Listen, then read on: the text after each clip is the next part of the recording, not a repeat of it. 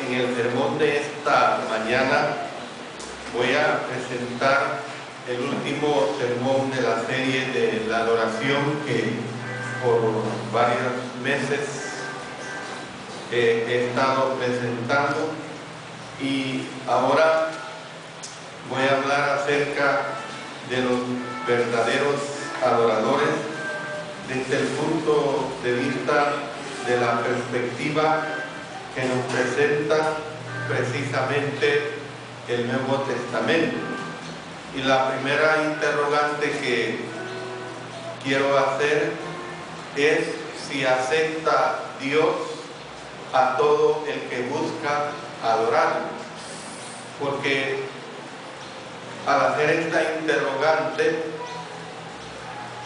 es motivada debido a que toda persona que está en el ámbito de la religiosidad cree que todos adoran a Dios. Entonces, ¿cómo podemos estar seguros de que las expresiones religiosas son recibidas por Dios como una verdadera adoración? En primer lugar, Jesús enseñó que el permanecer en el amor de Dios es condicional, es algo completamente condicional. En Juan capítulo 15, el verso 10, en la primera parte, dice el apóstol Juan, diciendo del Señor Jesucristo, ¿verdad? Si guardareis mis mandamientos, permaneceréis en mi amor. David, hermanos, también escribió con respecto a Dios de la siguiente manera en el Salmo capítulo 5, verso 5. Aborreces a todos los que hacen iniquidad. Entonces, de acuerdo a Jesús, permanecer en el amor de Dios depende de que lo amemos y que guardemos sus mandamientos. En eso estriba la verdadera adoración que nosotros presentamos a Dios. Por eso es que tenemos que ver y entender que la persona que no guarda los mandamientos de Jesús no permanece en su amor, y por supuesto que Dios aborrece a los que hacen iniquidad, a los que hacen maldad. Ciertamente esto quiere decir que Dios no acepta su adoración, porque no están procediendo de acuerdo a las instrucciones que Él ha expresado y dado para su adoración. Usted sabe que los impíos son considerados como hijos del diablo. En el Evangelio de Juan lo deja completamente clara esta situación en el capítulo 8 y el versículo 44. Miren lo que dice ahí: vosotros sois de vuestro padre el diablo, y los deseos de vuestro padre queréis hacer. Él ha sido homicida desde el principio y no ha permanecido en la verdad, porque no hay verdad en él. Cuando habla mentira, de suyo habla, porque es mentiroso y padre de mentira. Juan, hermanos, dijo que Caín era del maligno. Evidentemente, Dios no honrará la adoración de aquellos que son hijos del diablo. Ahora en día, y no solamente ahora en día, desde hace décadas, y podemos decir desde hace siglos, siempre han habido los que rinden culto al diablo. Pero estos cultos no son adoración en ningún momento, que tienen identidad con lo espiritual y con lo sagrado que concierne a nuestro Dios. Bueno, el hecho de que Dios rechazara a Caín y a su ofrenda es evidencia de que Dios, hermanos, no acepta a todas las personas, ni que acepta a todo tipo de adoración. Esa es una realidad bien clara. casi todas las civilizaciones del mundo han adorado a algo o a alguien. Casi todas las civilizaciones les agrada tener un culto, una reverencia hacia algo o a alguien. Las naciones alrededor de Israel adoraban a sus dioses, eran eminentemente idólatras, eran eminentemente naciones politeístas. Pero ¿qué sucedió? Bueno, Dios no lo aceptó a ellos ni a su adoración. Bien claro, es plasmado a través de las páginas antiguo testamentarias, especialmente si vamos a Isaías, Jeremías, Ezequiel, donde se deja bien clara esta situación de que son sistemas de adoraciones que nunca las ha aceptado nuestro Dios. Dios no los aceptó a ellos ni a su adoración. Cuando Israel comenzó a vivir impíamente, Dios no aceptó esta clase de adoración. Y entonces, debido a la injusticia de ellos, Dios aborreció y rechazó su adoración. Si vamos al libro de Amós, hermanos, consultemos este libro de Amós, nos da una lección verdaderamente muy edificante, una lección verdaderamente muy clara en relación a esta situación que se nos presenta acá. Y nosotros tenemos que ver, pues, que estos ejemplos de los profetas del Antiguo Testamento son verdaderamente contundentes. Dice en el capítulo 5, en los versos 21 en adelante, vamos a leer hasta el verso 24. Aborrecí, abominé vuestras solemnidades y no me complaceré en vuestras asambleas. Y si me ofreciereis vuestros holocaustos y vuestras ofrendas, no los recibiré, ni miraré a las ofrendas de paz de vuestros animales engordados. Quita de mí la multitud de tus cantares, pues no escucharé las salmodias de tus instrumentos. Pero corra el juicio como las aguas y la justicia como impetuoso arroyo. Nosotros podemos ver que adoración no es todo lo que Dios desea. Dios desea, por ejemplo, que seamos buenos padres. Dios desea que seamos buenos hijos. Dios desea que seamos prudentes. Dios desea muchas buenas cosas para nosotros, pero adoración no es todo lo que Dios desea. Dos elementos son verdaderamente necesarios para que nuestra adoración sea aceptable. En primer lugar, tenemos que ofrecer la adoración que Él desea. Eso es importante, ofrecer la adoración que Él desea. Y en segundo lugar, tenemos que ser personas que Él acepte. Ahora mismo usted se preguntará, ¿y cómo seremos personas que Él acepte? Bueno, si nosotros nos regimos de acuerdo a sus preceptos plasmados en las escrituras neotestamentarias. Hemos visto que nuestra adoración a Dios tiene que ser en espíritu y en verdad. Más la hora viene cuando los verdaderos adoradores adorarán en espíritu y en verdad. Seguidamente vamos a analizar al adorador que nuestro Dios acepta. ¿Cuál es el adorador, hermanos y amigos, que Dios acepta? Bueno, Dios acepta al adorador a aquellos que son hijos de Dios. Las únicas dos clases de personas que se mencionan en la Biblia son los hijos de Dios y los hijos de lo malo, es decir, los hijos del diablo. Son las únicas dos personas que se mencionan. En Mateo capítulo de la siguiente manera: Miren lo que expresa acá.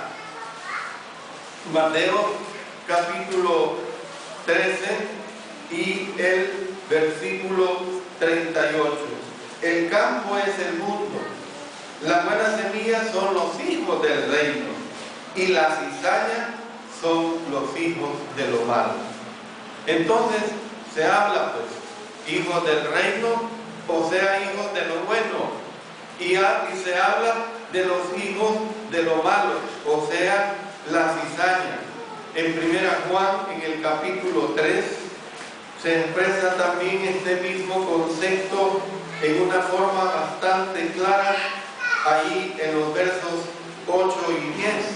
Dice de esta manera: el que practica el pecado es del diablo, porque el diablo peca desde el principio. Para esto apareció el Hijo de Dios, para deshacer las obras del diablo. Verso 10: en esto se manifiestan los hijos de Dios y los hijos del diablo. Todo aquel que no hace justicia y que no ama a su hermano no es de Dios. Entonces usted puede ver claramente cómo es que se establecen escrituralmente, por obra y gracia del Espíritu Santo, por voluntad divina, por voluntad de nuestro Padre Celestial, por voluntad de nuestro Señor Jesucristo, y lo deja bien establecido que existen los hijos de Dios y lamentablemente existen los hijos del diablo, o sea, los hijos de lo malo.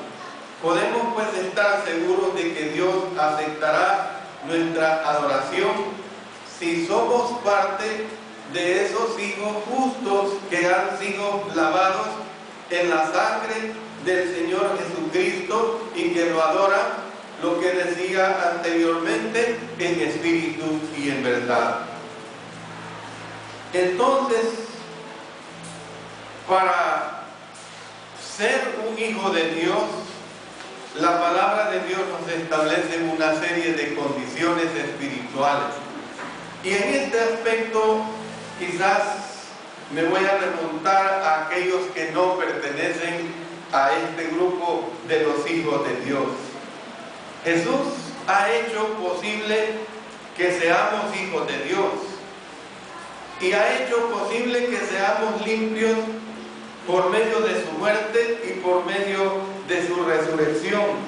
Dice en la primera carta del apóstol Pedro, en el capítulo 1, en los versos 3 y 4: bendito el Dios y Padre de nuestro Señor Jesucristo, que según su grande misericordia nos hizo renacer por una esperanza viva, por la resurrección de Jesucristo de los muertos, para una herencia incorruptible, incontaminada e inmarcesible, reservada en los cielos para vosotros. Evidentemente, para llegar a ser hijo de Dios, tenemos que escuchar a Jesús, así como lo dijo el Padre cuando Jesús se transfiguró. De otra manera seremos destruidos. Nuestra fe tiene que estar puesta precisamente en su sangre. Dice el apóstol Pablo cuando escribió a los hermanos en Roma, en el capítulo 3, el verso 25, está expresando de esta manera este concepto muy especial: a quien Dios puso como propiciación por medio de la fe en su sangre, para manifestar su justicia a causa de haber pasado por alto en su paciencia los pecados pasados. Imagínense lo grandioso de la obra del Señor Jesucristo. Lo grandioso de la obra del Señor Jesucristo, dice, a causa de haber pasado por alto los pecados. Como quien dice, no los ha tomado en cuenta a pesar de la gravedad de nuestros pecados. Entonces podemos nosotros ver que si en verdad creemos en Él, si la persona cree en Él, Si la persona se arrepiente de sus pecados, la persona evidentemente que va a hacer la obra que el Señor quiere en relación a poderse transformar en un verdadero adorador, por supuesto, porque es una persona que confiesa el nombre de nuestro Señor. Entonces, fíjense bien, yo estoy diciendo quiénes son los que se transforman en verdaderos adoradores. He dicho que los que son hijos de Dios se someten a este proceso que Él mismo ha determinado. O sea, también son aquellos que escuchan su palabra. Uno de los propósitos para que Juan escribiera acerca de los milagros de Jesús era que por medio de leer acerca de ellos pudiéramos ser llevados a creer en Él y tener vida eterna. Miren lo que dice en el Evangelio de Juan en el capítulo 20, en los versos 30 y 31. Hizo además Jesús muchas otras señales en presencia de sus discípulos, las cuales no están escritas en este libro, pero estas se han escrito para que creáis que Jesús es el Cristo, el Hijo de Dios, y para que creyendo tengáis vida en su nombre. Aquí el propósito que había era precisamente de que los incrédulos creyeran a través de todas esas señales, a través de todos esos milagros, que Jesús era el verdadero Hijo de Dios, que Jesús tenía el poder de aquel Mesías que había sido anunciado muchos siglos atrás, que ellos entendieran esta realidad. El apóstol Pedro habló acerca de los milagros de Jesús con el fin precisamente de convencer a los judíos de que Jesús es el Cristo. Miren lo que tenemos ahí en el libro de los Hechos, en el capítulo 2. Vamos a usar los versos 22 y 36. Ahí se expresa precisamente esta condición de vida espiritual que se está demostrando. Verso 22 de Hechos capítulo 2 dice: varones israelitas, oíd estas palabras. Jesús Nazareno, varón aprobado por Dios entre vosotros con las maravillas, prodigios y señales que Dios hizo entre vosotros por medio de él, como vosotros mismos sabéis. Y luego pasando al verso 36, dice: sepa pues ciertísimamente toda la casa de Israel que a este Jesús, a quien vosotros crucificasteis, Dios le ha hecho Señor y Cristo. Entonces, ¿qué es lo que vemos? Que cuando escucharon la predicación de Pedro, dice que fueron compungidos de corazón y quisieron saber qué hacer para ser salvos. A Cornelio se le dijo que enviara por Pedro, quien le daría palabras con las cuales él y su casa serían salvos. Y así fue como se cumplió esta situación. Pedro, hermanos, escribió que nacemos de nuevo por la palabra de Dios. Es decir, que la palabra puede beneficiar únicamente a aquellos que la escuchan, a aquellos que la creen, a aquellos que la obedecen. Los que no escuchan a Jesús ni obedecen su evangelio, dicen claramente que van a ser destruidos. En 2 Tesalonicenses, en el capítulo 1 y el versículo 8, dice claramente esta situación: en llama de fuego, para dar retribución a los que no conocieron a Dios ni obedecen al evangelio de nuestro Señor Jesucristo. O sea, está hablando precisamente de la recompensa que vendrá. Hermanos, los que no escuchen a Jesús, los que no obedezcan al Evangelio, la Escritura está diciendo claramente que van a ser destruidos. Y esto es cierto porque el Evangelio es poder de Dios para salvación, es decir, a los que lo reciben y a los que perseveran en él. Entonces, hermanos y amigos, ¿quién es un verdadero adorador? Decía los que son hijos de Dios. Decía a aquellos que escuchan su palabra, pero también son hijos de Dios aquellos que creen en Él. Y por supuesto que creer en Él es someterse a lo que Él predetermina y enseña claramente. A menos que creamos en Jesús, moriremos de lo contrario en nuestros pecados. Dice en el Evangelio de Juan. El Evangelio de Juan en el capítulo 8 y el versículo 24. Ahí está hablando de esta situación de vida espiritual. Dice así: y vinieron a él y le despertaron diciendo: Maestro, Maestro, que perecemos. Despertando, yo estoy leyendo mal, hermano. Es el Evangelio de Juan, capítulo 8, verso 24. Miren lo que está diciendo acá. Dice: por esto dije que moriréis en vuestros pecados, porque si no creéis que yo soy, en vuestros pecados moriréis. En otras palabras, creer en Jesús constituye la base de la vida eterna. Sin embargo, nuestra fe no es recompensada a menos que busquemos obedecer la voluntad de nuestro Dios. ¿Quién es el que es un verdadero adorador, hermano? Bueno, aquellos que toman la decisión de servirle también. Aquellos que toman la decisión de vivir de acuerdo a sus preceptos. Mire, la enseñanza escritural es que debemos arrepentirnos para ser perdonados. Esto es bien claro.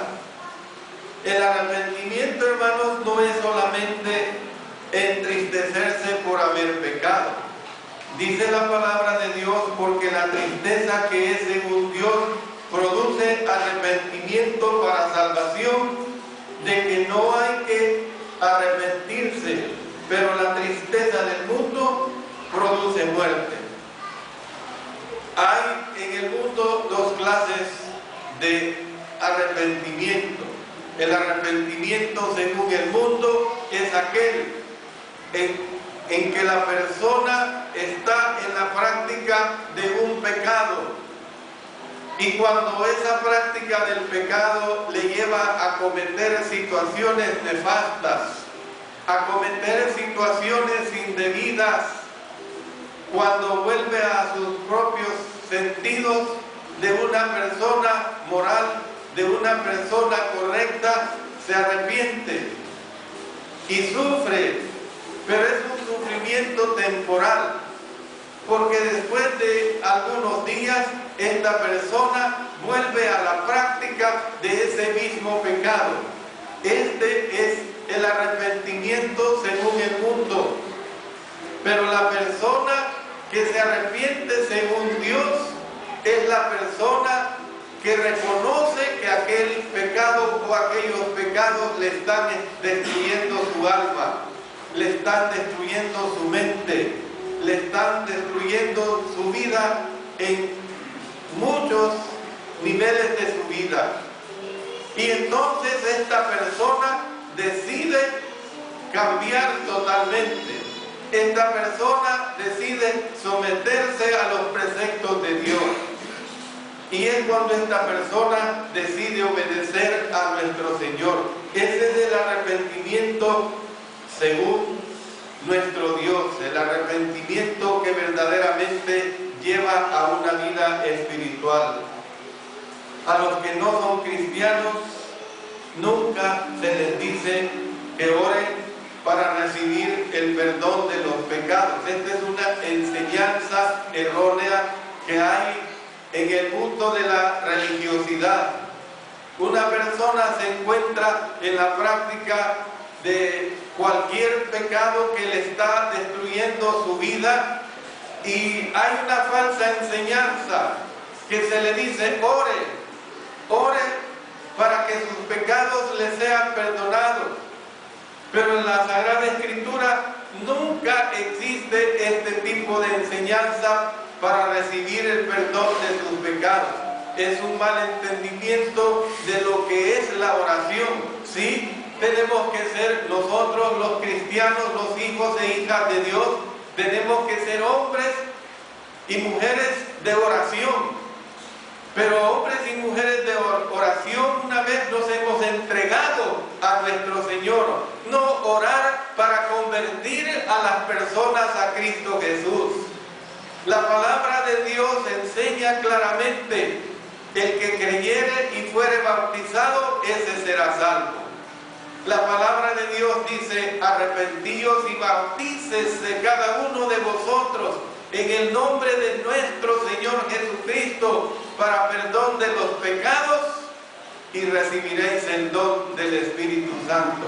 Es una lástima que el mundo religioso confunde, y no solo confunde, sino que engaña con sus interpretaciones de la palabra clara y sencilla en cuanto a lo que se refiere a la salvación. Nunca se enseña escrituralmente hablando en la doctrina del Nuevo Testamento que con orar se recibe el perdón de los pecados para las personas que no viven según Cristo Jesús. No hay esta enseñanza. Yo hago ver pues a todos ustedes que entendamos lo que es la voluntad de nuestro Señor. El arrepentimiento no es orar. Consiste en una determinación del corazón para volverse del mal y para servir a Dios. Y cuando la persona decide volverse del mal y servir a Dios, es cuando cree, es cuando se arrepiente y es cuando se bautiza para recibir el perdón de sus pecados. Miren, el libro de los Hechos está plagado, al menos hay por lo menos 8 ejemplos de conversión. Y en estos ejemplos de conversión se ve claramente que el bautismo en Cristo Jesús no es secundario, que el bautismo en Cristo Jesús es determinante para la salvación. Usted examine cada uno de estos casos de conversión y a ninguno de los convertidos que se narran ahí se les enseñó que tenían que ser bautizados dentro de 3 meses, dentro de 6 semanas, dentro de 1 año o cuando el pastor de su congregación le pusiera una fecha. En todos estos casos de conversión se enseña claramente que aquellas personas que conocieron su pecado, entendieron su pecado y entendieron la voluntad de Cristo Jesús, inmediatamente fueron sumergidos en agua para lavar sus pecados por la sangre de nuestro Señor Jesucristo. Eso es lo que demanda neotestamentariamente hablando el Señor Jesucristo. Dice la palabra de Dios, pues termino con esto, que si confesamos a Jesús como Señor, tenemos que obedecerle como nuestro verdadero Señor. Pero esa obediencia está supeditada a lo que nosotros tomamos en base a lo que el Señor determina para ser un verdadero o una verdadera hija de Dios. El que creyere y fuere bautizado, ese será salvo, mas el que no creyere será condenado. Yo hago este llamado, pues, Si alguna persona aquí presente